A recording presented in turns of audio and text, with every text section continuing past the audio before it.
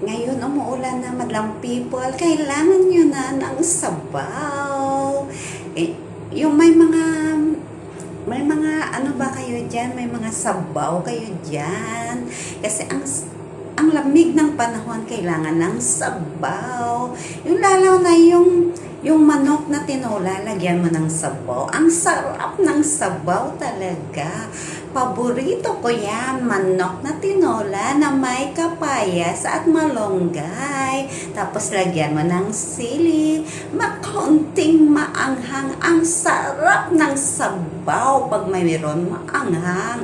Lalo na pag loya.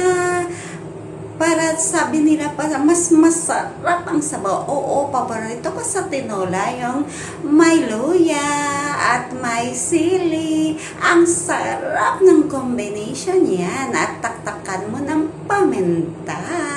Ang sarap ng sabaw. Lalo na ngayon umuulan. Malamig ang panahon, kailangan mo ng sabaw. Ang sarap na yata ng sabaw, lalo ng tinolang manok. Paborito ko yan. Ang sarap ng tinolang manok.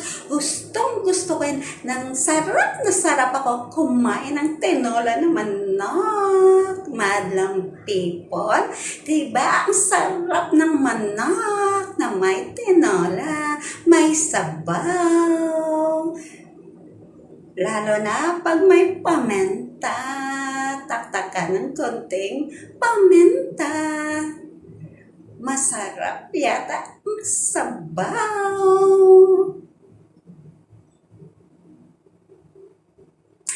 Maraming salamat po sa inyong lahat, madlang people. Thank you so much. Dito kaya sa puso ko.